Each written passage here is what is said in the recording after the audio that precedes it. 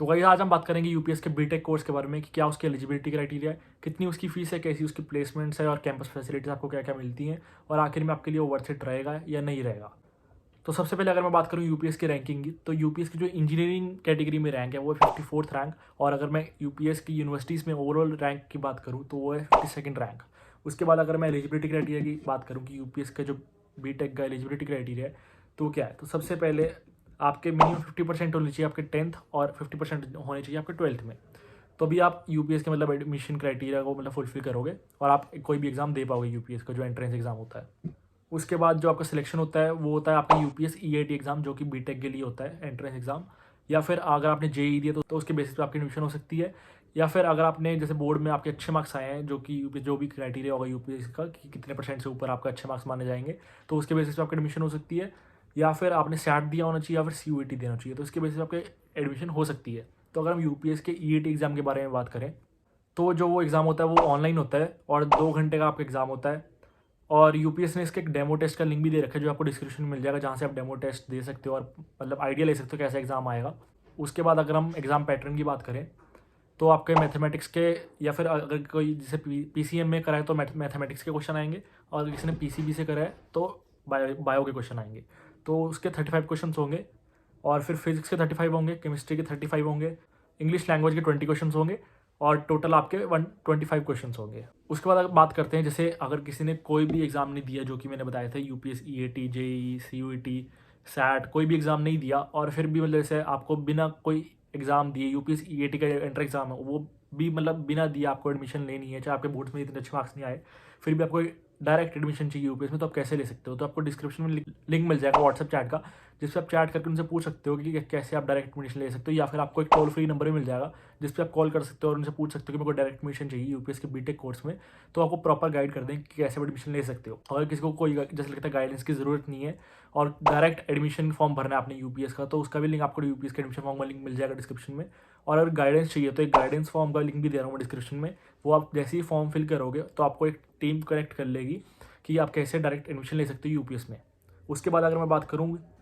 कि fees structure क्या है यूपीएस का बीटेक के लिए,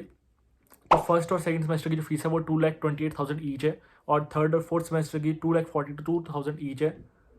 और फिफ्थ और सिक्स सेमेस्टर की 2,56,000 ईच है, और सेवन्थ और एट्थ की 2,71,744 ईच। उसके बाद आपकी अदर फीस भी होती है, जैसे बहुत सारी फीस होती है, जैसे आपकी आई कार्ड फीस होगी, वन टाइम फीस होती है, आपका रिफंडेबल डिपॉजिट जो कि आपको एक बार ही देने पड़ते हैं, और ऐसी बहुत सारी फीस होती हैं जो आपको फर्स्ट सेमेस्टर में देनी पड़ती है, तो वो मतलब थोड़ा आप ऐड कर लेना। और उसके बाद अगर मैं बात करूँ प्लेसमेंट्स की, तो जो हाईएस्ट पैकेज जो लास्ट ईयर गया था बीटेक के लिए यूपीएस में वो था 50 lakhs पर एनम का। और अगर मैं एवरेज की पैकेज की बात करूँ तो वो गया था 8.6 LPA। तो अगर जैसे मैं अपना ओपिनियन दूँ पैकेजेस के ऊपर, तो जो हाईएस्ट प्लेसमेंट गई है 50 LPA, वो मतलब काफ़ी अच्छा पैकेज मिला है। और फिर उसके बाद एवरेज की अगर बात करें, जैसे अगर आपका इतना अच्छा मार्क्स नहीं आते आपके अकेडमिक्स में, फिर भी अगर जो एवरेज मिल रहा है आपको 8.6, वो भी आपको एक ठीक ठाक देखने को मिल रहा है। और उसके बाद अगर मैं कैंपस फैसिलिटी की बात करूँ कि क्या क्या आपको फैसिलिटीज़ प्रोवाइड होती हैं कैंपस में यूपीएस के, तो आपको फूड ऑप्शन बहुत सारी देखने को मिल जाती है, जैसे बहुत सारी कैंटीन्स हैं जो कि अफोर्डेबल प्राइस पे आपको खाना मिल जाएगा। और फिर आपको 24/7 सिक्योर्ड कैंपस होता है, सीसीटीवी लगे रहते हैं जो कि 24/7 वर्क करते हैं। और आपको 24/7 मेडिकल फैसिलिटी भी मिलती है,